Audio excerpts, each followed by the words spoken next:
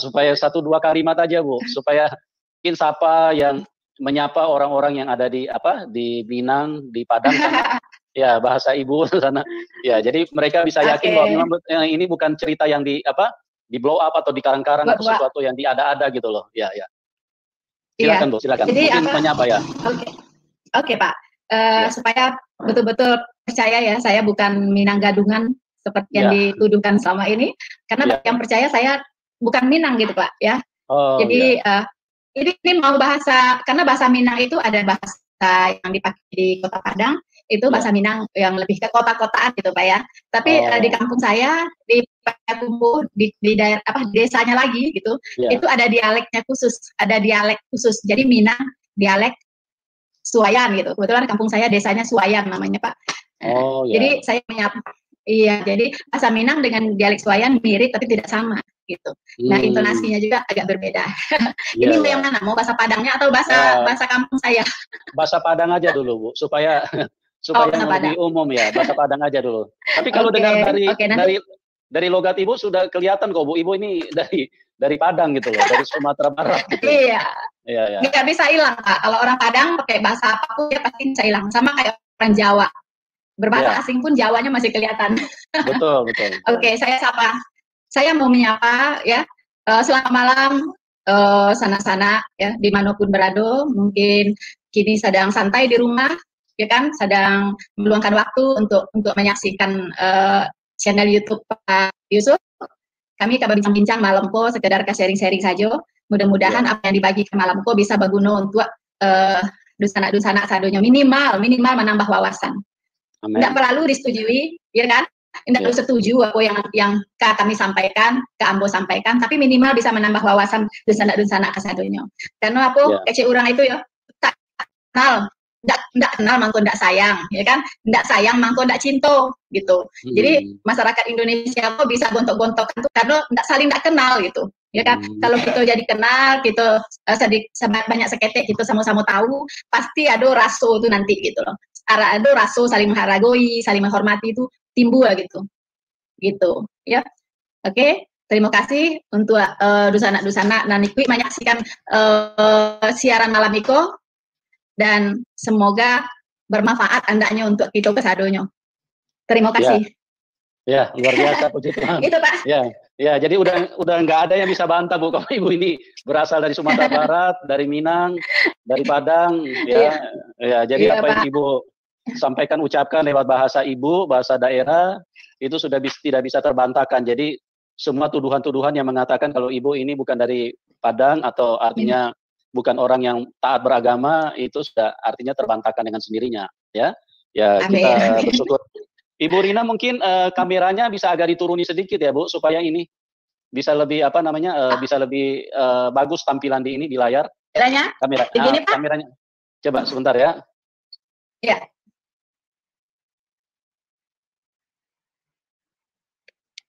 Begini cukup kelihatan? Oke Bu, oke. Sudah bagus, Pak. Ya, okay. Jadi nggak sepotong ya? Bisa sama tinggi dengan Pak Yusuf. Betul. Oke. Ya, jadi itu ya teman-teman, jelas sekali ya bahwa Ibu Rina ini asli orang Minang dan tidak ada rekayasa untuk memberikan keterangan-keterangan dengan tujuan-tujuan yang tidak jelas atau tujuan-tujuan tertentu. Memang beliau berasal dari sana dan dididik dengan agamaan Islam yang taat. Seperti yang saya sudah bilang tadi, dari masih kecil, masih SD, Ibu Rina ini sudah khatam, sudah tamat baca Al-Qur'annya ya. Nah, mungkin juga untuk pembuktian kedua Bu, mungkin Ibu bisa lafalkan 1-2 ayat di dalam Al-Qur'an, mungkin ayat Al-Fatihah atau apa gitu loh. Jadi memang penonton YouTube ini bisa yakin kalau Ibu itu memang benar-benar dari agama Islam yang taat gitu loh Bu. Ya, mungkin 2 ayat Bu bisa diucapkan gitu. Ya. Walaupun sudah lama saya tidak membaca ayat-ayat ini, tapi karena udah dari kecil memang susah hilang gitu Pak ya. Yang setiap hari, yang kita baca setiap hari itu Al-Fatihah, setiap sholat kita harus baca, ya kan? Iya, betul. Oke, saya bacakan untuk kita semua. Ya. Tapi maaf kalau suaranya nggak bagus. Iya, nggak apa-apa Bu. Oke. Auzubillahiminasyaitonirrajim. Bismillahirrahmanirrahim. Alhamdulillahi Rabbil Alamin Ar-Rahmanir Rahim Maliki Yaumiddin Iyyaka na'budu wa iyyaka nasta'in Ihdinas siratal mustaqim Siratal ladzina an'amta 'alaihim waladdallin. Amin. Ya, puji Tuhan Bu. Ya, jadi ini Masih ingat? teman-teman, ya teman-teman, ya penonton, pemirsa dimanapun Anda berada. Jadi sudah terbukti ini sama sekali tidak ada rekayasa. Ibu Rina memang seorang yang berlatar belakang Muslim, dididik dengan agama yang begitu ketat dan juga taat. Tetapi satu ketika Ibu Rina di dalam perjalanan hidupnya, beliau ingin mencari kebenaran yang sesungguhnya. Sehingga terjadilah pergolakan atau pergumulan di dalam batin Ibu Rina, dan satu ketika Ibu Rina memutuskan untuk mencari kebenaran yang sesungguhnya itu ada di mana, ya. Dan inilah waktunya untuk Ibu Rina memberikan kesaksian, membagikan pengalamannya, karena apa yang disampaikan oleh Ibu Rina bahwa justru dia bisa dituntun kepada Tuhan Yesus itu melalui Al-Quran atau ayat-ayat yang dia baca di dalam Al-Quran. Ya, mungkin Ibu Rina bisa mulai memberikan kesaksian kepada penonton, Bu, kepada pemirsa. Jadi bagaimana kisahnya Ibu awalnya itu pada saat kapan, pada saat usia apa, ya, Ibu Rina terjadi pergumulan di dalam batin Ibu, sehingga Ibu mulai mencari kebenaran yang sesungguhnya itu seperti apa. Silakan Bu Rina. Ya, terima kasih Pak Yusuf. Ya. Sebenarnya pencarian saya berawal dari pertanyaan yang sangat sederhana. Waktu itu saya masih remaja, masih SMA di Padang. Ya. Saya sekolah di Padang itu dari TK sampai perguruan tinggi.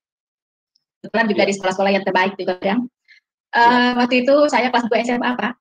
Jadi saya sempat berpikir, saya melihat kenapa agama ini begitu banyak ya. Di Indonesia aja ada 5 agama yang diakui oleh negara, kan? Nah, tapi saya sangat meyakini bahwa Tuhan itu Maha Esa. Tuhan itu cuma satu, nggak banyak. Tapi kenapa ada banyak agama? Kenapa misalnya agama terus bukan banyak aja, ajarannya pun sangat berbeda, bahkan ada yang bertolak belakang. Jadi saya pikir, masa iya Allah yang Maha Esa, ya Tuhan yang Maha Esa itu punya pengajaran yang begitu banyak dan berbeda-beda gitu, bahkan bertolak belakang, dan itu bagi saya tidak mungkin gitu ya. Nah, jadi saya pikir apakah semua agama itu dari Tuhan yang Maha Esa itu? Nah, logika saya berkata tidak mungkin semuanya. Pasti salah satu aja. Gitu. Nah, jadi di situ, tapi yang mana gitu kan? Saya kan nggak tahu, saya tidak punya wawasan yang cukup dengan agama-agama yang lain. Cuman saya waktu di Islam itu dikatakan selain dari Islam itu menyembahnya bukan menyembah Allah Subhanahu Wa Taala, tapi menyembah berhala, menyembah patung, menyembah yang bukan Tuhan lah begitu ya. Nah, waktu itu saya berpikir pasti salah satu saja. Nah, kenapa tidak saya gali gitu ya, tidak saya tahu gitu, mana di antara agama-agama yang ada ini yang benar-benar dari Tuhan yang Maha Esa. Nah, waktu itu saya punya satu metode dalam mengujinya, yaitu sifat-sifat Allah, yaitu maha suci, maha adil, maha tahu, maha benar, itu harus sesuai dengan pengajarannya. Harus pengajarannya ini harus mencerminkan sifat-sifatnya ini gitu, Pak. Nah, karena saya tidak punya referensi tentang agama-agama lain, mulai mempelajari agama saya sendiri gitu. Jadi memang umur 9 tahun udah khatam Quran ya kan. Saya tidak diajarkan bahasa Arab ya. Saya tidak diajarkan apa artinya yang saya baca itu gitu. Nah, kalau Al-Fatihah tadi saya tahu artinya karena di sekolah pun waktu belajar agama kita dikasih tahu artinya ya. Karena itu bagian dari ayat-ayat yang waktu sholat yang kita baca gitu. Jadi ayat-ayat singkat kayak gitu kita diajarkan di sekolah gitu. Nah, tapi secara umum ayat-ayat di Al-Quran secara keseluruhan kita nggak tahu apa itu isinya gitu. Sementara waktu itu saya hanya mempunyai Al-Quran gundul, bukan gundul, tidak ada terjemahannya gitu Pak, tidak ada tafsirannya gitu. Nah, jadi waktu SMA itu saya mulai membeli Al-Quran kecil warna merah, saya masih ingat warna merah, itu saya mulai mempelajari apa yang dimaksud dengan apa yang tertulis di dalam Al-Quran ini gitu. Saya malahan tidak membaca tulisan Arabnya lagi. Saya hanya fokus ke tafsirannya, yang bahasa Indonesianya saja yang saya baca gitu Pak. Nah, jadi mulai dari situ sedikit demi sedikit saya tahu pengajarannya begini. Nah, dari yang saya baca itu saya punya catatan-catatan khusus sehingga membuat saya itu selalu bertanya, bergumul, masa nih begini, kok begitu, kok begini gitu ya. Saya punya catatan-catatan seperti itu dan tidak ada yang bisa menjawab, dan saya juga tidak berani bertanya ke orang tua gitu. Karena kalau tahu saya mempertanyakan begitu, mungkin itu dianggap sesuatu yang aneh lah ya gitu ya. Oh ini mulai nggak benar nih ya, anak ini mulai nggak benar nih mempertanyakan agamanya gitu kan. Nah jadi sendiri saja saya bergumul sendiri saja gitu. Nah jadi salah satu yang tidak saya bisa terima itu jujur, yaitu tentang poligami. Itu saya tidak bisa terima gitu. Terus tentang ayat-ayat jihad gitu ya, tetap saya tidak bisa terima. Ya walaupun dikatakan ya, kalau engkau bertemu dengan orang kafir, pancunglah lehernya di medan perang. Ya, memang ada catatan di medan perang, tapi apakah mau perang terus gitu kan? Apa harus adakan perang dulu kalau mau menghabisi orang kafir kan? Tapi kepantasan di tengah saat perang terus nggak berhenti, karena mau mempraktekkan itu gitu, membunuh orang kafir atau gimana gitu kan? Sebodoh-bodohnya saya lah waktu itu berpikir gitu Pak. Nah, jadi itu pergumulan itulah ya. Terus tentang kawin cerai boleh gitu kan? Malah nanti sampai di surga juga berpoligami lagi, malah lebih banyak kan, 72 gitu kan, saingan saya gitu kan. Aduh, saya satu disaingin aja udah nggak sanggup. Apalagi 72 ya. Waduh, nggak sanggup saya gitu. Maaf aja di dunia ini aja satu aja saya saing dan sanggup saya. Maaf aja gitu, nggak sanggup. Gitu. Jadi saya bilang kayak bagi saya gitu, berat bagi saya kalau seperti ini aja gitu Pak. Iya. Jadi memang kesaksian ya gimana terus Bu, silakan. Iya. Nah, ayat yang sangat berkesan yang menginspirasi saya itu ada 2, yaitu ayat pertama di Al-Qur'an itu Al-Fatihah tadi yang saya baca. Yang kedua ayat yang terakhir penutup itu surat 114 itu An-Nas. Nah, jadi 2 ini yang menginspirasi saya.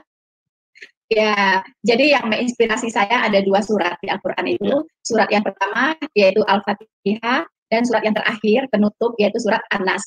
Bisa dengar Pak? Bisa Bu, bisa. Bisa dengar Pak? Bisa. Iya, bisa, nah, bisa ya. Di Al-Fatihah itu kata kuncinya ada di ayat 6 dan ayat 7. Halo? Iya, bisa. Ada di ayat 6 dan ayat 7. Iya, bisa dibacakan Ibu. Oke. Ihdinas siratal mustaqim ya. Ihdinas siratal mustaqim, tunjukilah aku jalan yang lurus. Tunjukkanlah aku jalan yang lurus. Itu dibaca setiap hari, setiap sholat ya. Nah, siratal ladzina an'amta alaihim, ya kan?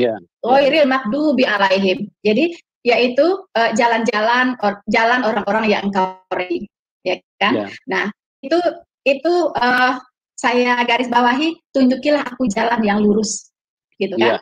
Nah, setelah saya membaca Alkitab, saya menemukan jawabannya, ya kan? Menemukan jawabannya, Tuhan Yesus berkata, akulah jalan dan kebenaran dan hidup.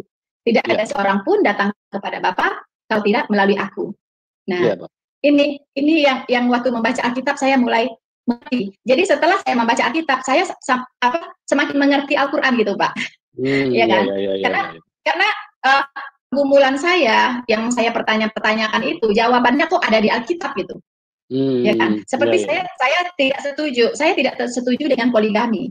Nah, waktu saya membaca Alkitab, ternyata di Alkitab itu poligami itu dikatakan zina gitu. Jadi kalau orang menikahi itu dia berbuat zina gitu. Berarti satu istri hanya untuk satu suami. Nah, ini saya pas banget dengan logika sehat saya gitu, Pak. Nah, begitu. Jadi pergumulannya seperti itu ya. Kemudian tadi ayat-ayat jihad, ayat-ayat perang gitu kan. Itu yang menjawab juga Alkitab.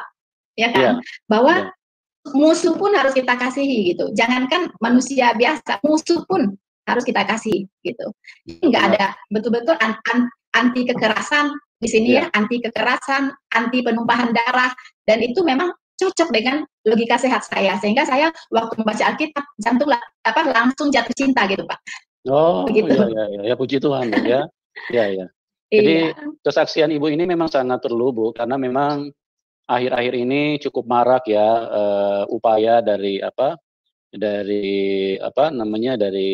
agama Islam untuk memualafkan orang-orang Kristen ya, dari kesaksian khususnya dari ustadz-ustadz mualaf.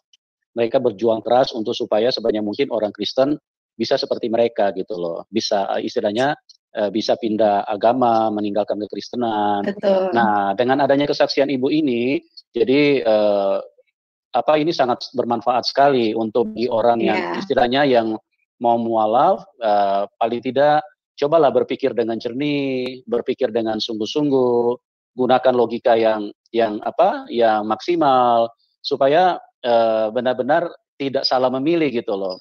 Karena memang seperti yang apa Ibu sampaikan tadi itu memang sesuatu yang sangat manusiawi gitu loh, bahwa seorang wanita tidak ada satupun yang ingin dipoligami. Itu sudah boleh ditanya, ya boleh ditanya seluruh wanita di dunia, tidak ada satupun yang kepengen untuk dipoligami, karena pada dasarnya itu kita ini kan manusia kan tidak bisa adil ya. Kalau kita punya istri muda atau kita punya atau misalnya wanita punya suami kedua, itu mau nggak mau pasti pilihan itu jatuh ke yang pilihan berikutnya gitu loh. Artinya lebih banyak tidur di rumah istri muda atau mungkin lebih memberikan perhatian kepada istri muda, itu sangat mustahil kalau mungkin dikatakan bisa adil gitu loh. Nah, di samping itu juga saya lihat bahwa itu sudah sangat tidak mungkin wanita-wanita mau gitu loh, kecuali mungkin dengan keadaan terpaksa ya Bu ya. Ya, gitu. Mungkin kepepet Pak, mungkin kepepet keuangan. Jadi mungkin ya sudah apa boleh buat dengan kondisi yang terpaksa, atau memang karena istilahnya suaminya mungkin doyan kawin, mau tidak mau ya dia relakan aja karena dia tidak bisa berbuat apa-apa lagi gitu loh. Tapi kalau mau ditanya secara standar, secara normal, tidak ada yang ingin diduakan ya Bu. Itu sudah final, itu sudah pasti gitu loh. Oh, jadi seperti itu ya Bu ya ceritanya ya. Jadi Ibu bisa menemukan Tuhan Yesus itu lewat ayat-ayat yang Ibu baca di dalam Al-Quran ya Bu ya. Ya, jadi jadi waktu Ibu mulai percaya kepada Alkitab itu kejadiannya tahun berapa ya Bu? Saya itu mempelajari Al-Quran itu cukup lama. Jadi dari kelas 2 SMA itu selama 22 tahun Pak. Iya. Jadi saya mempelajari Al-Quran itu 22 tahun. Iya, 22 tahun ya Ibu mempelajari Al-Quran ya. Iya, saya sempat vakum, tidak percaya apapun itu adalah sekitar 5 tahunan gitu Pak. Sudah tidak percaya karena nggak tahu Tuhan itu yang mana belum terjawab gitu. Karena saya belum baca Alkitab. Tapi dengan agama yang lama saya punya kesimpulan gitu, bukan itu gitu loh, bukan itu gitu.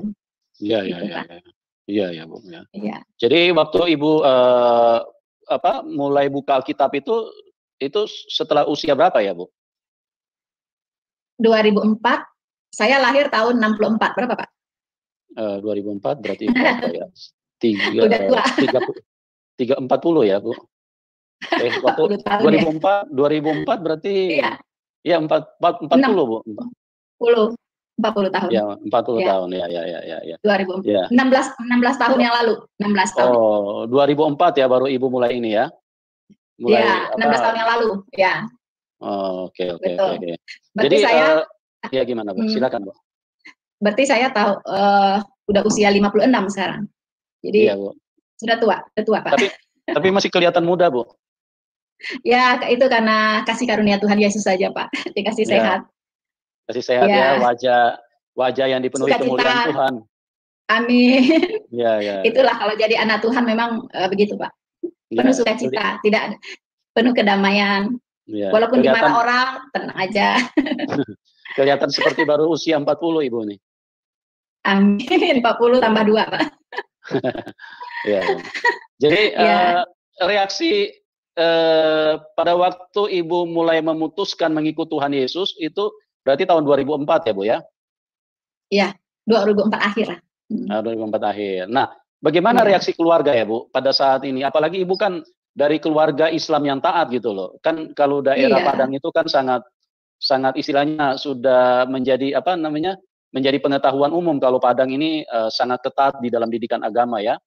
Nah, gimana reaksi keluarga itu Bu? Mungkin bisa diceritakan sedikit. Apakah ada aniaya fisik atau aniaya batin? Mungkin Ibu bisa bagi sedikit Bu, supaya bisa menguatkan juga teman-teman yang mungkin juga ada di posisi yang sama seperti Ibu gitu loh. Iya, Terima kasih Pak Yusuf.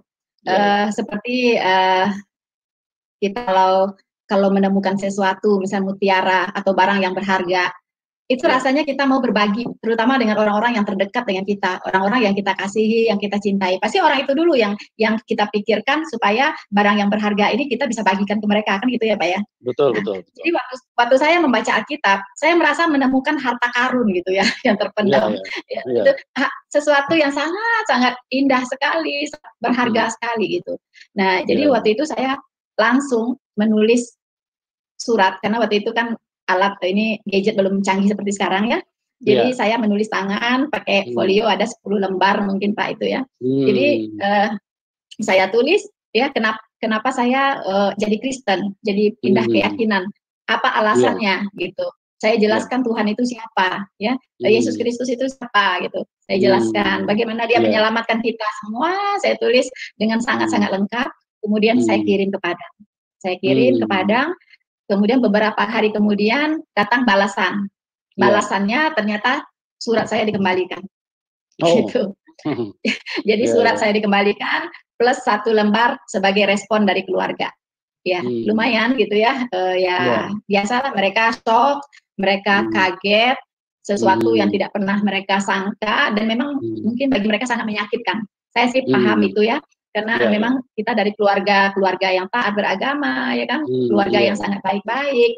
Terus ayah kita juga termasuk pemuka agama di desa saya gitu. Kalau hari Jumat itu ayah saya yang khotbah gitu Pak. Jadi kalau di kampung saya dibilangnya koti itu khatib gitu ya. Jadi jadi bagi mereka itu imam. Jadi pukulan yang luar biasa gitu ya. Tapi saya memaklumin itu, walaupun saya dikatakan ya dimarahin lah dengan kata-kata yang ya laknatullah lah, Uni menjual agama demi uang, demi harta, sampai berkata begitu ya mereka ya. Jadi ya kata-kata yang nggak enak lengkaplah di situ gitu ya. Tapi puji Tuhan saya dihibur gitu ya, dihibur oleh Roh Kudus sehingga tidak merasa down, tidak merasa sedih, bahkan saya malah semakin mengasihi mereka, merasakan saya semakin mengasihi mereka gitu. Jadi walaupun saya sempat tidak dianggap lagi gitu ya, jadi mungkin karena masih merasa belum bisa menerima kondisi itu saya maklumi gitu Pak. Tapi lama-kelamaan ya, karena kita doakan terus, kita tetap mengasihi mereka gitu kan. Lama-kelamaan adik-adik saya, kebetulan saya tertua dari 7 bersaudara, jadi mereka mulai melunak ya, mulai menerima gitu, tapi menerima keyakinan saya sampai hari ini pun tidak. Gitu. Tapi sebagai saudara sudah mulai terbuka lah gitu ya, sebagai saudara gitu. Itu pun sudah puji Tuhan, sudah bersyukur, itu sesuatu yang luar biasa gitu dari mereka. Iya, karena memang keyakinan ini kan tidak bisa dipaksakan ya. Ibu juga tidak bisa langsung memaksakan kepada mereka bahwa Tuhan yang benar yang Ibu yakini saat ini adalah Tuhan Yesus. Tentu memang itu lewat proses. Betul. Dan memang kita hanya perlu memberitakan. Tapi masalah mau percaya atau tidak itu kan respon mereka dan kasih karunia Tuhan juga. Betul. Ya, kan? Sangat betul itu. Dan kehendak bebas mereka gitu. Tapi apa yang harus saya katakan sudah saya sampaikan gitu kan. Begitu. Jadi kalau saya lihat sih kesaksian Ibu ini agak mirip-mirip dengan Bapak Saifuddin Ibrahim gitu loh. Jadi dia justru pada waktu itu di pesantren Al Zaitun, dia mulai melihat kok istilahnya teroris ada di mana-mana, bahkan sampai mulai kerusuhan 98 itu dia sudah mulai istilahnya mulai bertanya-tanya gitu loh tentang kepercayaan yang dia miliki gitu loh. Ya, jadi dia melihat bahwa orang Kristen istilahnya gereja dibakar tapi tidak pernah membalas, terus dianiaya atau diperlakukan dengan istilahnya dengan tidak pantas, tapi tetap aja ini diam, sabar, dan tetap mengasihi. Dan itulah yang membuat Pak Saifuddin Ibrahim satu ketika akhirnya dia juga menemukan kebenaran itu pada saat dia membuka Alkitab gitu loh Bu. Nah di dalam Alkitab itu juga dia menemukan bahwa Tuhan Yesus mengajarkan untuk bukan hanya mengasihi sesama, tapi musuh pun harus dikasihi, didoakan, mintakan berkat buat mereka gitu loh. Betul Pak. Ya, saya menjadi sangat terbuka sekali ketika Tuhan mengizinkan saya tinggal di Jerman, Pak. Jadi saya Oh, tinggal di Jerman itu cukup lama, ya cukup lama. mhm. Pertama waktu saya mengajar di salah satu universitas negeri di Padang, Iya, iya. ya dalam pendidikan dosen-dosen muda lah ya, saya dapat beasiswa ke Jerman hampir Mhm, 2 tahun, ya setahun lebih lah, setahun lebih. Di mhm. situ saya melihat apa yang saya dengarkan waktu di Padang gitu ya, bahwa orang Mhm, kafir itu jahat, orang kafir mhm. itu semua yang buruk-buruk lah kalau orang kafir itu gitu ya. Nah, Iya, ketika iya. saya hidup di negara di Eropa, mereka kan Mhm. kafir semua tuh dari pandangan saya dulu, Pak. Tapi Iya. tapi tapi sebaliknya gitu, kok mereka Mhm, mereka luar biasa, disiplinnya iya, bagus ya, terus mereka taat hukum, terus mereka iya, juga baik gitu, iya. ramah. Kalau di bus aja, kalau ada orang Mmm, tua naik, itu yang muda mhm, tuh nggak usah disuruh-suruh, pasti berdiri dan iya, mempersilahkan yang tua duduk. Kalau di sini saya iya. belum pernah pernah ketemu yang begitu justru, ya. Jadi kebalik-balik gitu. Ah, masa Iya, dulu dibilang saya dengarnya gini-gini, tapi faktanya enggak tuh gitu kan. iya. Nah, itu semakin saya menambah wawasan saya, menambah referensi saya lagi Mmm, gitu. Nah, iya. gitu Pak. Toleransinya juga sangat tinggi ya, Bu, ya? Toleransinya sangat tinggi. Nah, Ya. waktu pulang selesai beasiswa, terus saya pulang lagi, kemudian ketemu suami, menikah, balik lagi ke Jerman, itu sampai lama Pak, sampai punya anak 2 baru pulang, Oh, gitu. gitu. Jadi suami Jadi ikut ke Jerman jadi juga? memang suami saya udah dari mudanya kuliah di Jerman, dari SMA udah Oh, kuliah di sana. Iya. iya, iya, iya, Jadi iya. itulah jodoh ya, jadi jodoh Iya. ketemu sebentar langsung nikah. Ya. Suami latar belakang Jadi muslim juga ya, Bu? iya waktu kami sempat pacaran gitu ya saya taunya muslim, sehingga kami menikah pun muslim. Karena kalau bukan muslim di Padang nggak bisa nikah, Pak. Oh, gitu. Mana ada. Iya. Iya, iya, iya, iya. Iya, memang, Padang memang orang kelompok yang sangat taat beragama ya, Bu, ya? Jadi, pasti hal-hal yang namanya agama itu menjadi sesuatu yang dikedepankan gitu loh. Iya. Iya, Iya, tapi iya. muslim juga saya nggak tahu persis ya muslim apa enggak gitu kan. Tapi Oh, waktu itu saya taunya muslim, karena kalau nggak muslim nggak bisa nikah sama saya gitu. iya, Gitu. iya, iya, iya. Iya, iya, puji Tuhan, Bu, ya. Jadi, Iya. sekarang berarti komunikasi dengan keluarga sudah mulai bisa ya, Bu, ya? Sekalipun agamanya belum Iya. ini ya, belum Iya. keyakinan Ibu belum bisa diterima ya? Belum belum. Tapi secara Iya. keluarga is okay gitu kan. Oke. Iya, iya, iya. Iya. Kalau di Jerman, seperti yang Ibu ceritakan tadi, itu sesuatu yang membuat kehidupan juga menjadi lebih ini ya, Bu, ya, lebih bergairah ya, lebih nyaman ya, Bu, Iya, ya? lebih nyaman. Pertama, tingkat kejahatannya rendah, ya kan. Kalau Iya. di TV itu kita lihat sebulan sekali yang bunuh orang aja itu udah luar biasa itu. Mungkin Mmm, setahun cuma 1 kali ya bunuh orang, lihat beritanya di TV. Kalau di sini kan tiap hari, Pak. iya. Dan tidak pernah ada yang namanya ini ya, Bu, istilahnya mempersoalkan soal agama di sana ya? Seperti misalnya Enggak, minoritas dikelompokkan menjadi kelompok kelas 2 atau kelas 3. Ibu enggak. gimana? Ibu rasakan nggak Ada sesuatu di sana? ya di sana di Jerman itu kan memang ada juga kelompok-kelompok yang neo-Nazi ya, Pak ya. Iya, Jadi adalah kelompok-kelompok kecil seperti itu yang iya. tidak yang anti dengan Auslander gitu ya, dengan orang Mmm, asing. Tapi itu mhm. juga sangat terkendali gitu oleh pemerintahnya, sangat Oh, terkendali. Iya iya. gitu. Ya, tapi Jadi pada umumnya kita nyaman lah sebagai orang asing di sana. Nggak tahu kalau sekarang. Kalau sekarang kan saya udah lama nggak ke sana, sekarang kan banyak mmm, imigran dari Timur Tengah. Saya mmm. dengar-dengar sih sudah mulai nggak nyaman gitu, dengar-dengar Oh, sekarang. gitu. Dengan Iya, karena udah banyak kehadirannya imigran. oh, gitu ya, Bu, ya? Iya, Iya. iya. Bu Itu saya dengar dari kawan-kawan yang di sana. oh, iya, iya, iya. Bu, sekarang Iya. kita masuk ke ruang interaksi ya, Bu, karena ini sudah cukup banyak Oke. pertanyaan yang yang masuk di live chat. Saya bacakan yang pertama ini dari Agustinus. Ya, pertanyaannya begini, Bu Rina, apa yang paling mencolok di antara kedua keyakinan yang sudah Ibu jalani? Eee, apa yang paling mencolok ya, Bu, di Iya, di 2 keyakinan yang pernah Ibu jalani gitu loh? iya. Yang paling mencolok yaitu jalan keselamatannya, Pak. Iya. Jalan keselamatannya, ya. Kalau di agama yang lama itu diselamatkan karena perbuatan baik dan amal ibadah, ya kan. Mhm, Nah, mhm. kalau di kekristenan kita diselamatkan karena kasih anugerah Tuhan, ya kan. Iya, Jadi iya. bukan usaha manusia, tapi betul-betul karena Tuhan mengasihi kita. Tuhan tahu bahwa kita sebagai manusia tidak akan sanggup untuk menyelamatkan diri sendiri.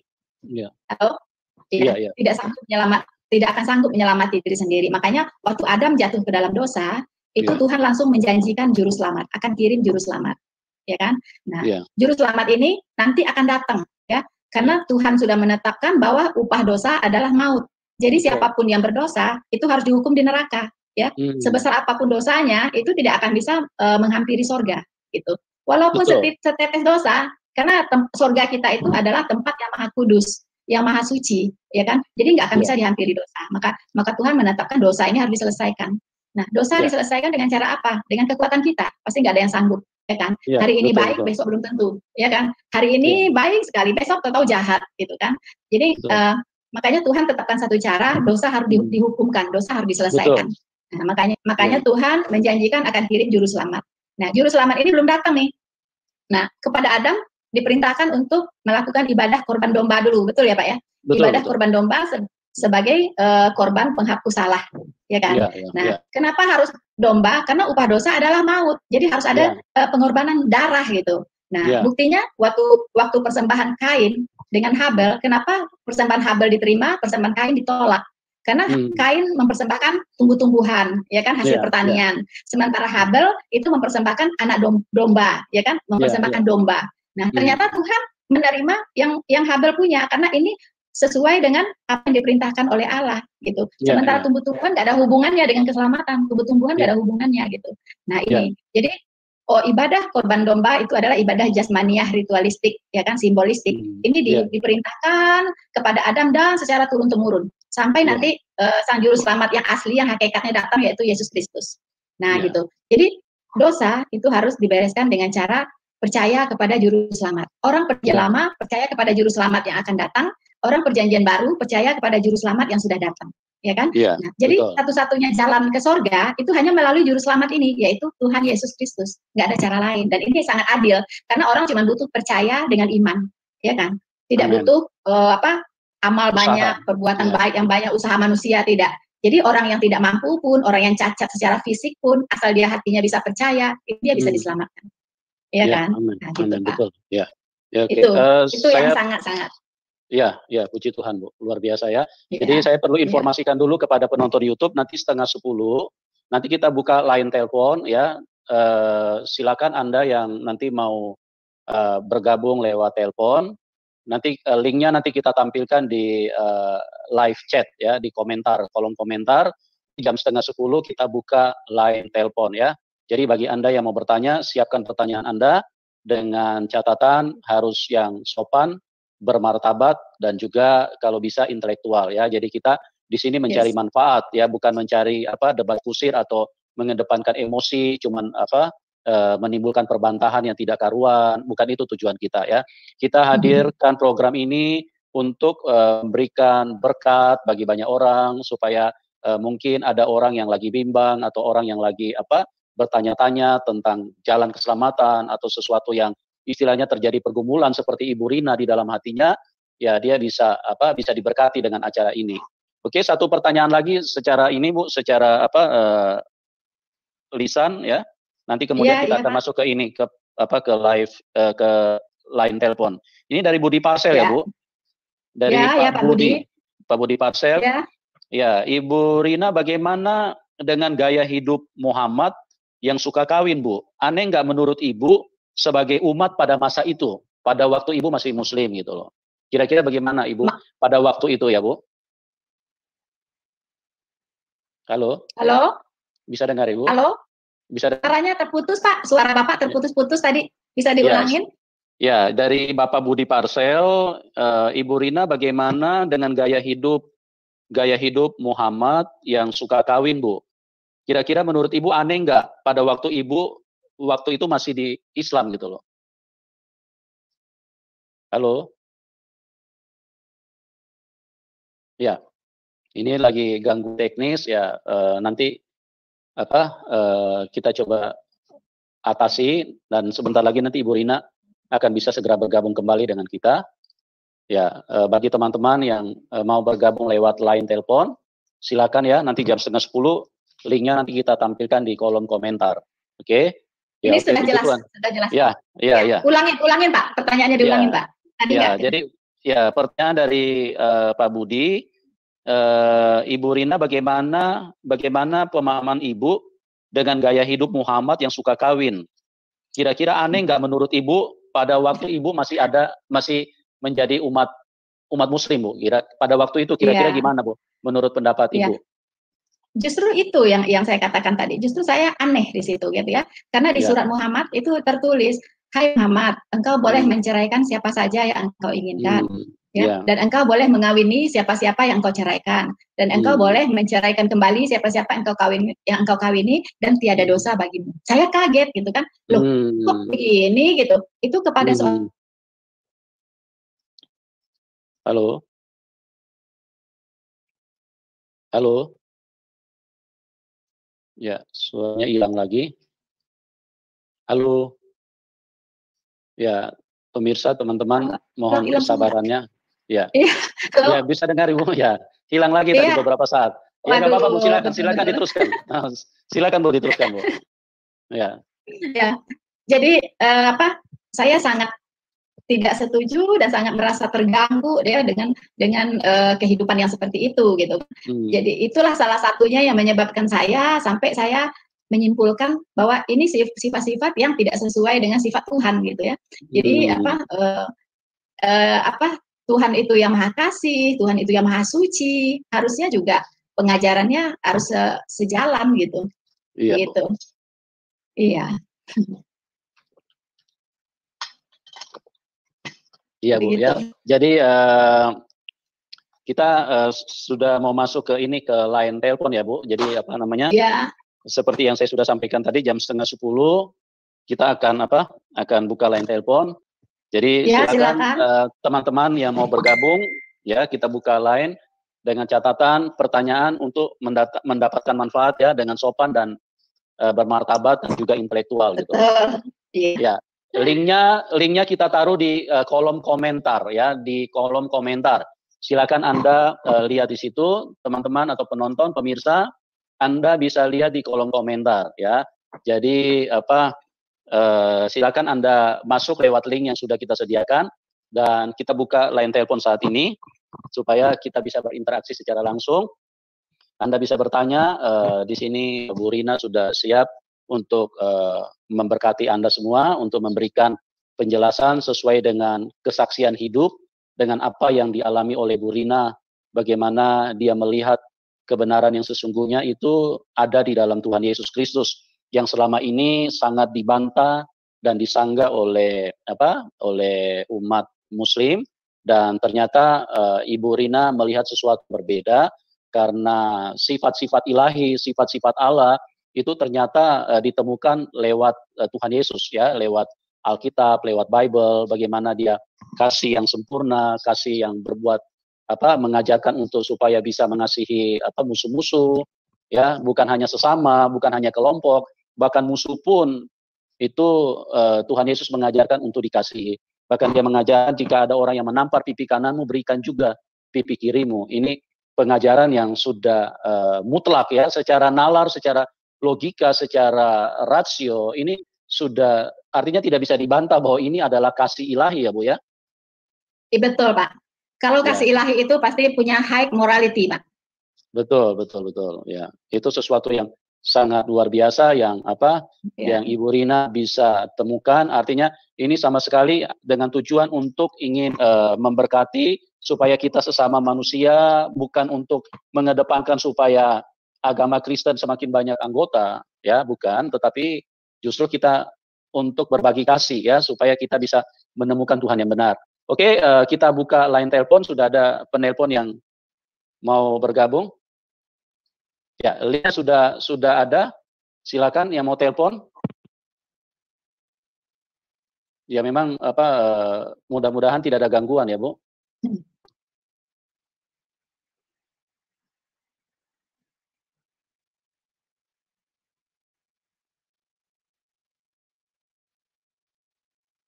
Halo.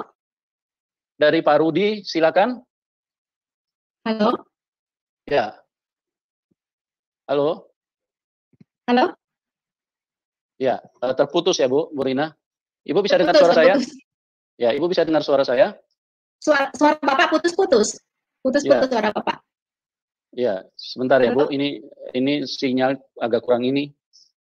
Iya, oke. Ya, bisa dengar Bu suara saya? Sekarang bisa. Sekarang bisa, Ya. Pak. Ya, silakan Pak Rudi atau teman-teman yang lain yang mau bergabung, silakan. Kalau jaringan mungkin agak kurang bagus, ya coba bisa diulang lagi. Karena sinyal internet kadang-kadang juga agak kurang stabil. Kadang bisa jelas, kadang juga dia bisa hilang sendirinya. Ya, jadi mohon maaf, mohon juga kesabarannya untuk bisa dicoba lagi. Anda yang mau berbagi silakan. Kami sudah buka line telepon. Dan ini adalah satu kesaksian hidup yang ingin memberkati banyak orang, siapapun Anda. Jadi tujuan dari kesaksian ini sama sekali bukan untuk memperbanyak yang namanya agama Kristen, bukan itu tujuannya, karena tidak ada gunanya menjadi banyak di dalam agama Kristen. Tetapi tujuannya kami adalah karena kami memperhatikan hati Tuhan, karena hati Tuhan itu sangat mengasihi setiap manusia, dan Dia ingin supaya semua manusia bisa berjumpa dengan Dia, bisa menemukan keselamatan, bisa menemukan surga yang memang menjadi harapan dan tujuan dari semua manusia.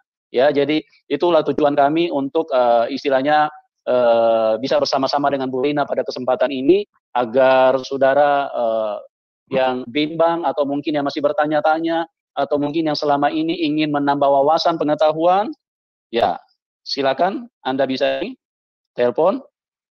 Ya. Oke, ini mungkin agak kesulitan ya Bu Rina ya, yang masuk lewat lewat telepon. Nah, kita akan pindah ke ini aja, ke live chat aja, karena banyak komentar ya, chat aja deh, chat. Ya. Oke, ini ada dari dari mata-mata Bu, dari Pak Mata apa Ibu Mata-Mata, saya kurang tahu ya. Pertanyaannya begini, mengapa umat Islam, waktu Ibu masih di Islam dulu ya Bu ya, mengapa umat Islam hanya tahu membaca Al-Quran, tetapi tidak mengerti artinya, dan juga tidak mencari tahu artinya gitu loh Bu. Bisa dengar? Halo, Ibu bisa dengar saya? Halo? Putus-putus suaranya. Iya. Suaranya putus. Ya, sekarang bisa dengar? Putus suara Pak Yusuf. Oh, ya ini memang sinyal lagi ada gangguan ya. Bisa dengar Ibu Rina? Ya, halo? Ibu bisa dengar suara saya? Putus, Pak. Putus ya? Putus-putus, Pak. Putus-putus. Putus-putus. Ya, kita coba lagi. Ya. Ya, coba Ibu keluar dulu beberapa detik baru masuk lagi, Bu, supaya ini. Halo? Halo? Ibu? Ibu Rina? Nggak kedengaran. Iya, bisa keluar dulu beberapa detik, Bu, baru masuk lagi, Ibu. Halo? Ibu Rina? Bisa dengar? Halo? Ya, ya. Bisa dengar, Ibu? Ya, Ibu bisa keluar dulu. Enggak kedengaran. Terus? Ya, Ibu bisa keluar dulu, Bu, sebentar, baru masuk lagi. Oh, keluar dulu. Ya, beberapa detik keluar dulu, nanti baru masuk lagi. Ya, ya. Nanti beberapa detik masuk lagi gitu loh, Bu. Ya, halo, bisa dengar suara saya? Halo? Ibu Rina? Halo? Ya, bisa dengar suara saya?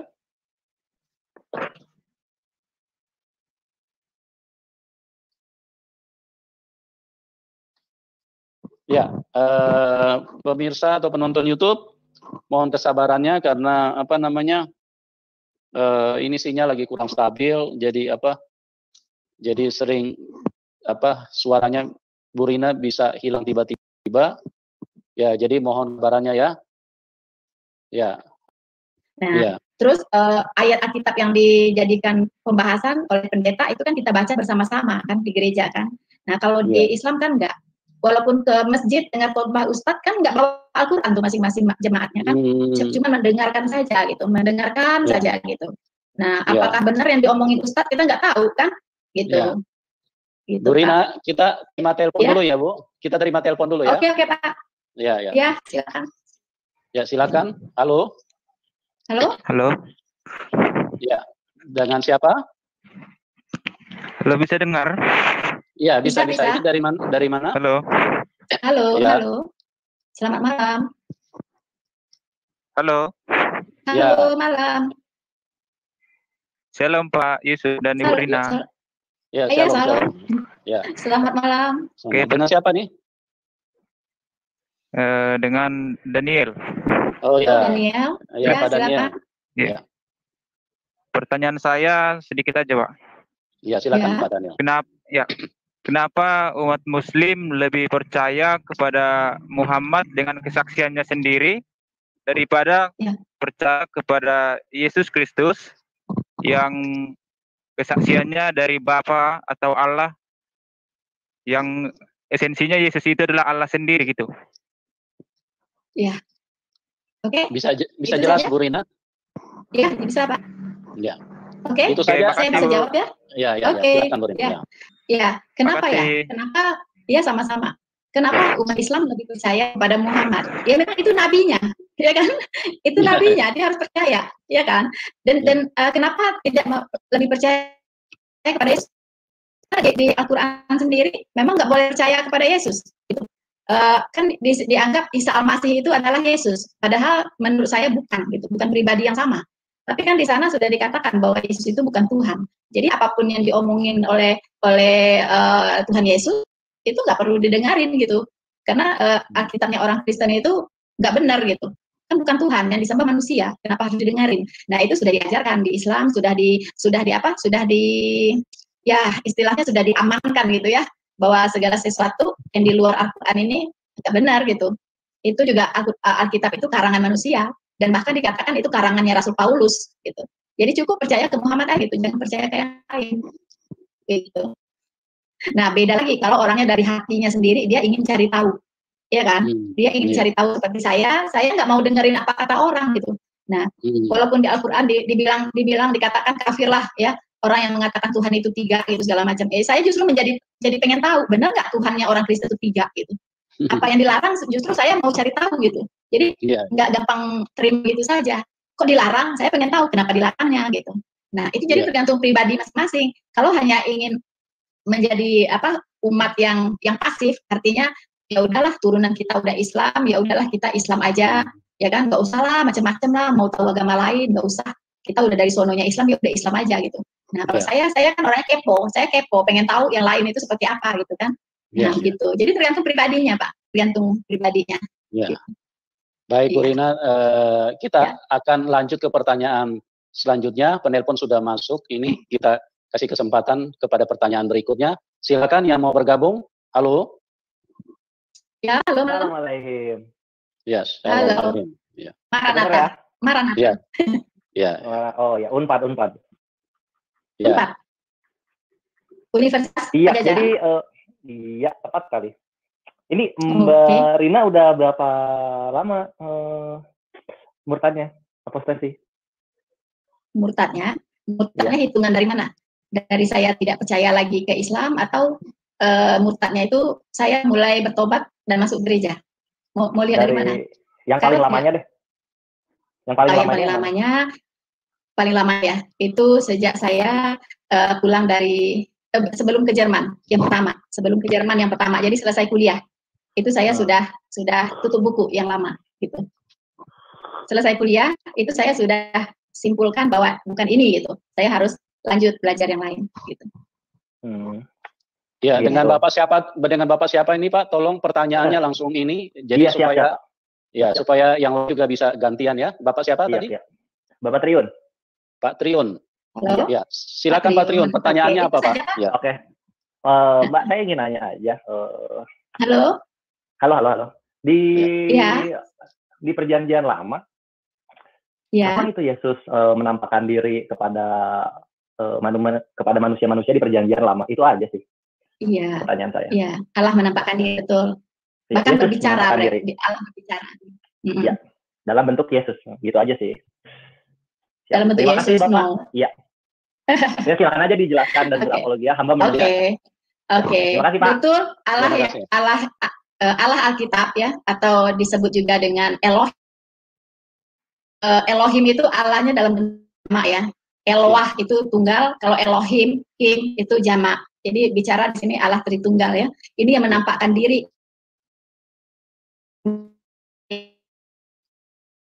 Ya. Tapi tidak. Halo. Halo.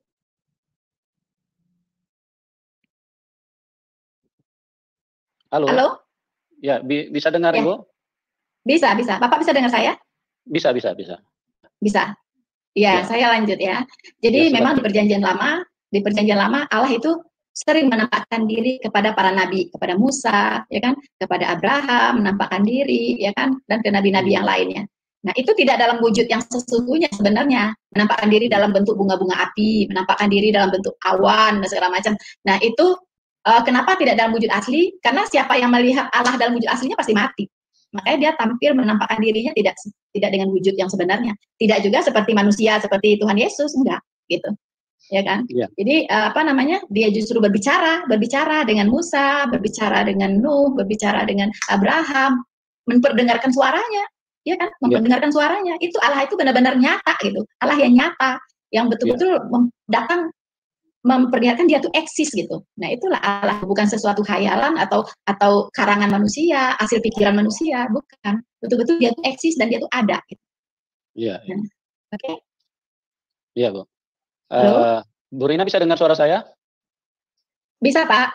Iya. Jadi luar biasa ya, Bu ya. Jadi Allah yang di Perjanjian Lama itu menampakkan diri dengan berbagai kondisi ya. Soalnya itu kan kepentingan manusia itu sendiri, karena kalau Tuhan menampakkan diri dengan kondisi yang sebenarnya, maka manusia pasti mati semua.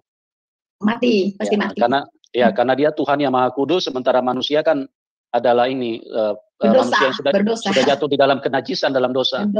Iya, Bu Rina, kita pindah lagi ke pertanyaan selanjutnya. Ini sudah ada telepon yang sudah menunggu. Ya, silakan yang berikutnya, silakan masuk. Selamat malam. Ya. Shalom. Shalom. Daniel. Ya, saya yang tadi, Pak. Ya, silakan. Saya cuma mau minta tolong supaya Bapak atau Ibu Rina bisa sedikit menjelaskan kepada saudara-saudara kita Muslim kenapa mereka sulit menerima ketuhanan Yesus yang sesuai tertulis dengan firman Tuhan dalam 1 Korintus 12 ayat 3 itu. Ya. Bisa dengar Ibu Rina? Iya, itu bisa. Saja. Ya. Itu saja? Iya, tadi kan saya sudah jawab. Ya, maksudnya atau bisa ditampilkan sedikit di halo? Halo, ya. Atau bisa Pak Yusuf menampilkan 1 Korintus 12 ayat 3 itu biar semua membaca gitu, Pak. Ya, jadi intinya 1 Korintus 12 itu tidak ada orang yang dapat mengaku Yesus adalah Tuhan selain oleh Roh Kudus. Dan tidak ada orang yang dapat berkata-kata terkutuklah Tuhan Yesus. Ya, kalau dia dipenuhi dengan Roh Kudus. Jadi memang Roh Kudus lah yang bisa membuat manusia itu bisa meyakini bahwa Yesus adalah Tuhan. Ya, mungkin Ibu Rina bisa tambahkan sedikit, silakan Ibu. Iya, betul. Lihat setik terang, ya kan? Dia ada rindu dulu di hatinya. Itu nanti Tuhan akan bekerja, Roh Kudus akan bekerja untuk menggiring dia, menuntun dia sampai dia kepada terang yang sesungguhnya, yaitu Tuhan Yesus Kristus. Tapi kalau di hatinya dia sudah menolak, sudah mengeraskan hati, itu Tuhan akan semakin mengeraskan hati dia. Seperti apapun kita jelaskan, ya kan? Seperti apapun kita kasih ayat-ayat, dasar-dasar ayatnya bahwa Yesus itu adalah Tuhan dan segala macam, mereka tetap akan menolak gitu. Karena mereka mengeraskan hatinya sendiri gitu. Jadi Tuhan akan semakin mengeraskan hatinya. Kalau mereka membuka hati, kalau mereka dengan niat yang murni ingin tahu kebenaran, itu Roh Kudus itu akan bekerja untuk memberikan hikmah, memberikan pemahaman yang benar ketika dia membaca Alkitab. Karena banyak orang-orang Muslim ya yang membaca Alkitab, tapi dia niat hatinya itu nggak murni untuk mengenal kebenaran, tapi dia mencari-cari kesalahan supaya dia bisa menyerang orang Kristen. Jadi itu niat itu sudah nggak ada gitu. Nah kalau niatnya ikhlas, tulus seperti saya dulu ya, saya baca Alkitab betul-betul saya mencari kebenaran gitu. Makanya Tuhan membuka pikiran saya, memberikan iluminasi ke saya supaya saya bisa memahami firman Tuhan dengan benar. Makanya saya menemukan dia. Makanya Tuhan bilang, carilah maka engkau akan mendapat. Ketoklah maka pintu akan dibukakan. Nah itu begitu ya. Ya, puji Tuhan ya Bu ya. Jadi memang sesuatu yang bergantung dari motivasi hati ya Bu ya. Jadi kalau orang sifatnya hanya untuk mencari kelemahan, untuk istilahnya membuat orang kitab atau Injil itu sesuatu yang menjadi bahan hinaan atau sesuatu yang mereka olok-olok, maka ya sudah pasti Roh Kudus tidak mungkin menjamah orang seperti itu kan Bu Rina ya. Enggak. Ya, kecuali seperti kayak Pak Saifuddin Ibrahim, terus Ibu Rina yang yang buka hati, mencari dengan tulus, dengan sungguh-sungguh, ya pasti akan ketemu gitu. Tuhan bukakan. Iya, ya. betul. Bu, ini kita jawab lagi pertanyaan lewat telepon ini dari tadi boleh. masuk terus ya. Ya, silakan. Halo, selamat boleh, malam. Boleh. Ya. Halo. Selamat malam. Malam. Ya. Malam. Ya, dengan siapa? Maulana. Ya, silakan. Katanya Mbak kan dulu Islam ya. Bukan katanya, benar saya Islam. Bukan Islam. katanya. Ya. Saya cuma bukan ini ya, bukan ngetes. Coba lantunkan ayat Al-Fatihah bisa nggak? Itu aja. Al-Fatihah. Oh, itu aja. Oke. Makasih. Sampai habis apa sepotong aja? Sampai habis dong. Auzubillahiminasyaitonirrajim. Bismillahirrahmanirrahim. Alhamdulillahi Rabbil Alamin. Ar-Rahmanir-Rahim. Maliki Yaumiddin. Iyyaka na'budu wa iyyaka nasta'in. Ihdinas siratal mustaqim. Siratal ladzina an'amta 'alaihim ghairil maghdubi 'alaihim waladdallin. Amin. Oke, cukup. Oke, Pak Maulana. Ya. Oke. Kita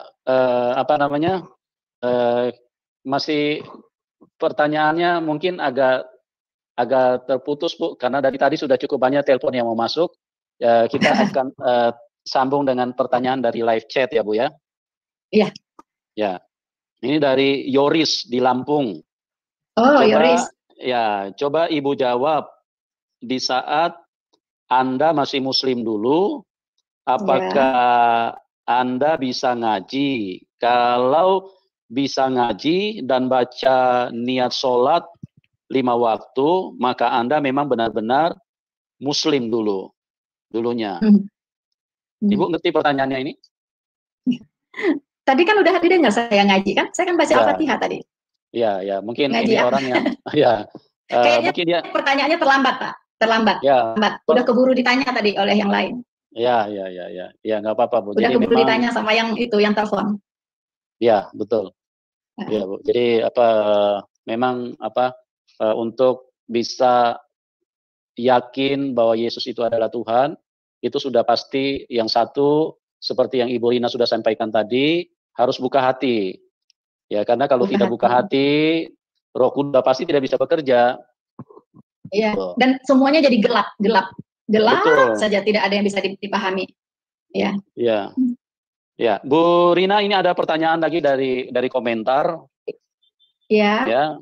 Ibu Rina dari Amir Hamzah. Bapak Amir Hamzah. Oke. Iya, Pak Amir. Apa sih dasar umat Muslim begitu membenci Kristen sampai mereka berkata membunuh itu menjadi halal ya, Bu? Ya. Kira-kira dasarnya apa, Bu? Karena memang didoktrin seperti itu atau memang sudah itu ada? Kembali lagi. Itu kembali lagi ke apa yang diajarkan kepada mereka dari kitab sucinya, ya. Jadi orang Kristen itu sudah dianggap orang kelompok yang sangat-sangat jahat gitu. Kalau dekat-dekat ke orang Kristen, itu pasti nanti akan dikristenkan, ya kan? Nah, mereka belum akan berhenti kalau kamu belum mengikuti agamanya, begitu. Gitu. Dan dengan cap kafir tadi, orang kafir itu adalah orang yang paling buruk, itu landingnya nanti pasti di neraka, gitu kan? Kan itu yang diajarkan. Jadi orang kafir itu ya seburuk-buruknya umat gitu. Ya bagaimana kalau diajarkan seperti itu ya, karena apa? Ya namanya kepercayaan harus diyakini benar gitu kan. Tapi kan kalau saya tidak begitu. Kalau saya pertanyakan lagi gitu kan. Gitu. Tapi kan banyak orang ya menerima saja gitu. Ya kembali ke ajarannya, kenapa orang Kristen tidak membenci umat lain? Ya karena pengajarannya juga sama gitu. Kita kan dilarang membenci siapapun, ya kan? Bahkan musuh pun kita nggak boleh kita benci gitu. Makanya kita juga mau dibubarkan ibadahnya, mau dibakar gerejanya, mau diintimidasi umatnya, nggak ada yang protes kan? Semua diserahkan kepada Tuhan, karena Tuhan bilang, karena penghakiman itu adalah hakku. Jadi kalau kita dianiaya segala macam ya serahkan ke Tuhan aja, biar Tuhan yang membalasnya gitu. Bahkan kita juga nggak mendoakan supaya Tuhan membalas, kita hanya serahkan ke Tuhan aja, biar Tuhan yang punya acara gitu kan. Kayak gitu. Kembali ke pengajaran sih semuanya. Iya, kembali ke pengajaran. Gitu. Betul. Jadi kembali kepada doktrin ya, Bu ya. Iya. Karena itu sumbernya.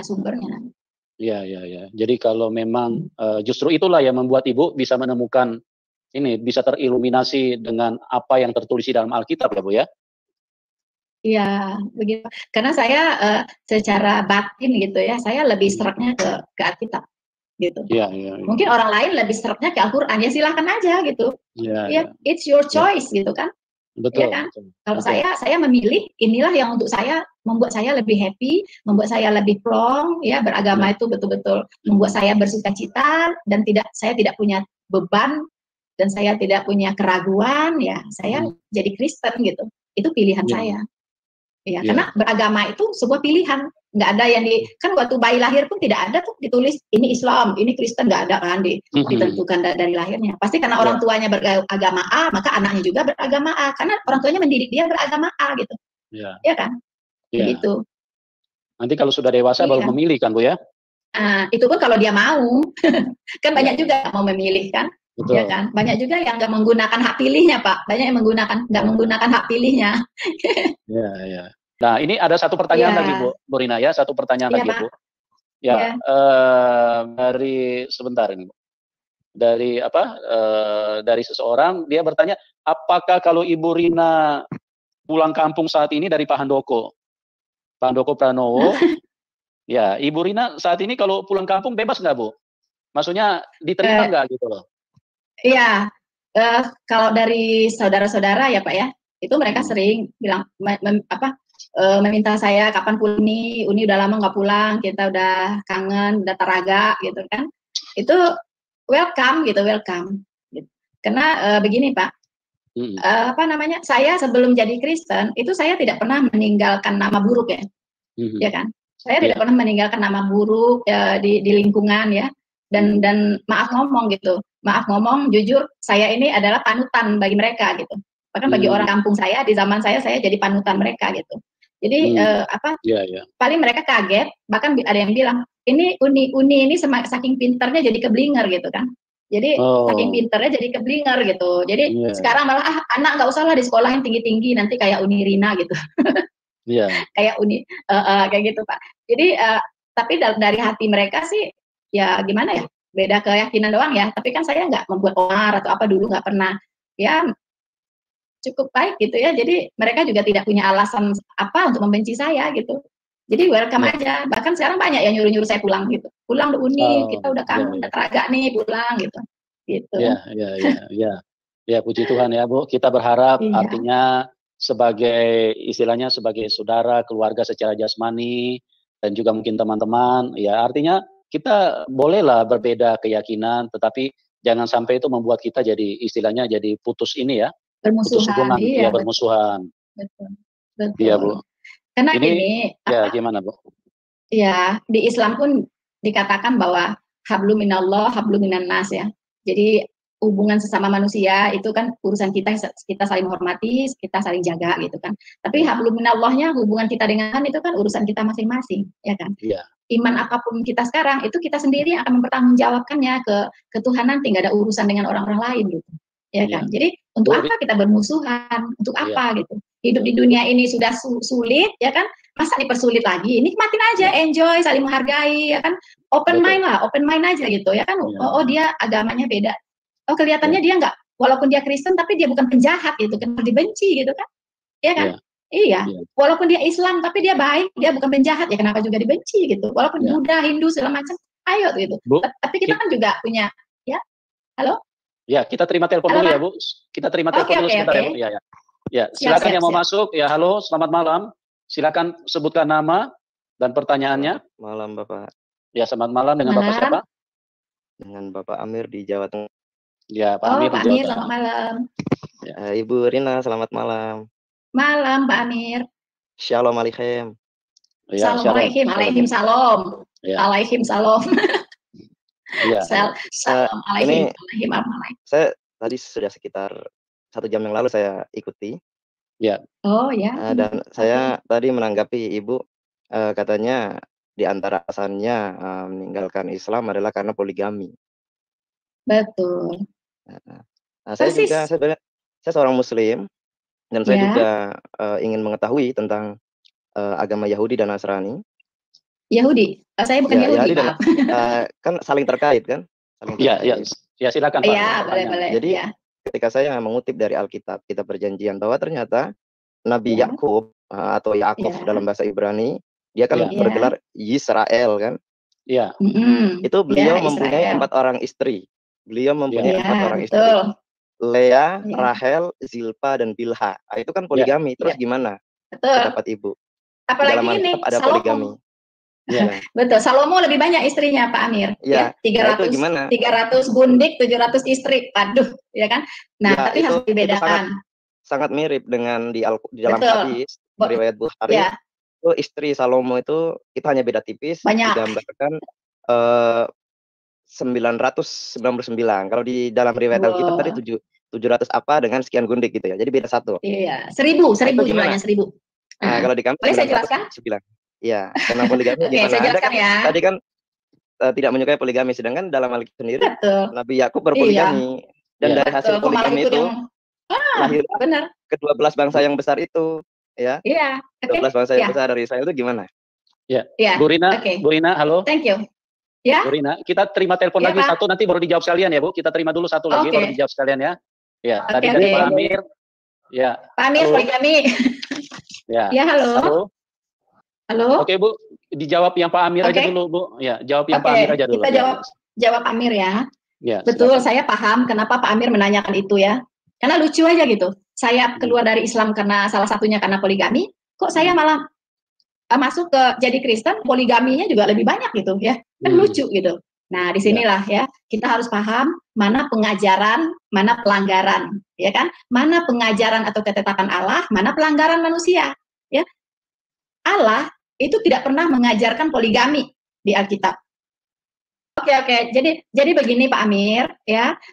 Alkitab itu tidak pernah mengajarkan poligami, ya. Mengapa banyak nabi berpoligami? Itu pelanggaran mereka terhadap hukum Allah. Makanya seperti Salomo itu tidak berkenan kepada Allah dengan dia banyak istri itu gitu. Bahkan dia sempat jatuh ke dalam penyembahan berhala karena istri-istrinya ini. Iya. Ya, jadi di Alkitab kenapa Abraham punya istri lagi, ya kan? Siti Sarah terus punya istri lagi, ya kan? Si itu siapa namanya? Yang Ketura. Hagar ya, yang Ketura ya, Hagar. Itu kan karena apa ya? Karena ketidakpercayaan Siti Sarah gitu. Tuhan udah menjanjikan bahwa dia akan punya anak dan dari anaknya inilah turun akan memiliki banyak keturunan seperti bintang di langit, tapi dia nggak sabar. Makanya Tuhan izinkan dia berhubungan dengan Siti Hagar, maka lahirlah Ismail gitu kan.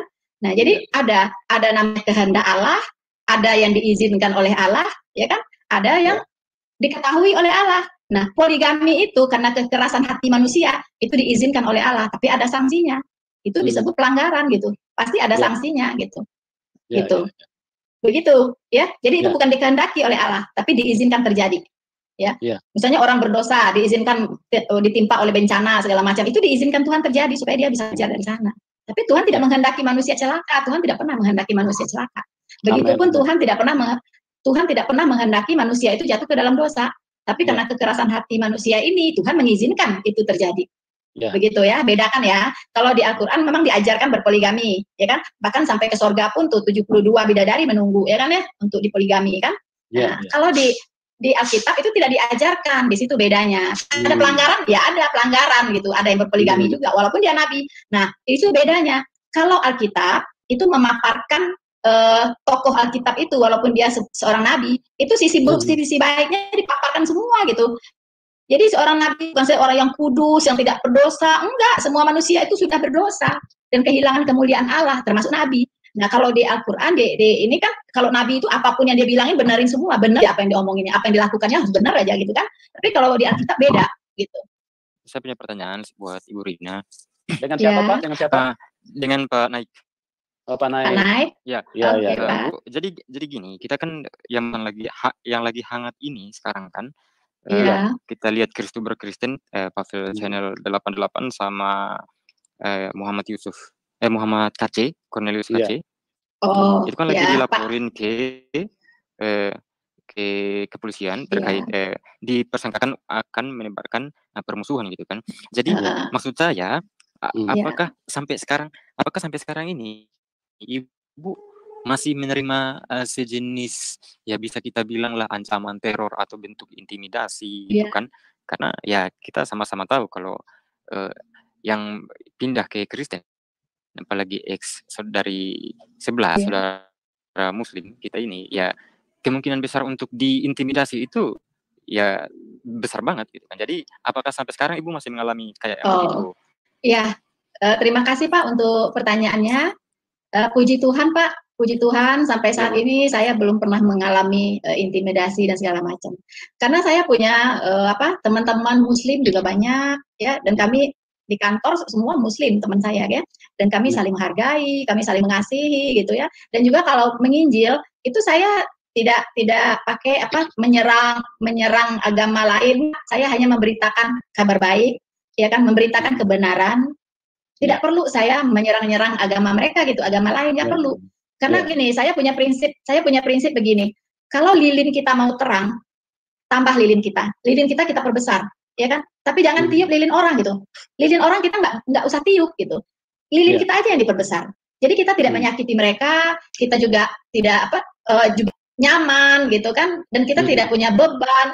Karena kalau kita mengancam-ngancam orang, menjelek-jelekkan orang, itu rasanya gimana ya?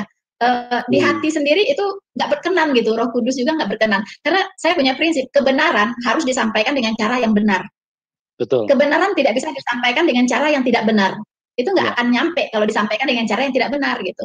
Jadi kita enjoy aja, beritakan kebenaran firman Tuhan. Bapak bisa ikutin ya Facebook saya, itu saya sudah bertahun-tahun dari tahun 2005 saya udah aktif menginjil di Facebook. Silakan dilacak.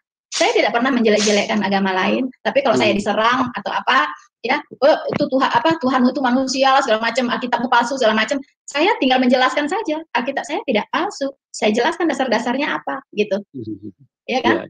Jadi kita ingin mengedukasi orang, kita mengedukasi mereka dengan cara yang baik, tidak perlu pakai cara yang brutal gitu ya, tidak perlu, karena kebenaran harus disampaikan dengan cara yang benar. Kan kita udah diperintahkan kasihanilah musuhmu, ya kan? Nah, disitulah nanti orang lain akan melihat terang Kristus itu, gitu.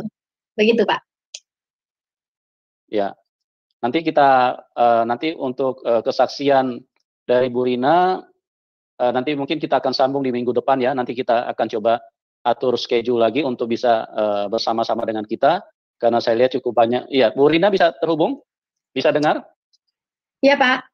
Ya, Bu Rina, satu pertanyaan lagi yang terakhir ya, Bu. Jadi oh ya, boleh Pak, boleh. Ya, nanti kita atur waktu untuk minggu depan ya Bu, kita bisa tayang kembali supaya ini banyak sekali orang yang rindu dengar kesaksian Ibu ya ini, supaya mereka bisa bisa diberkati dengan apa yang Ibu sampaikan ya. Oke, silakan yang mau masuk. Ya, silakan yang mau masuk. Ya. Selamat malam Pak Yusuf.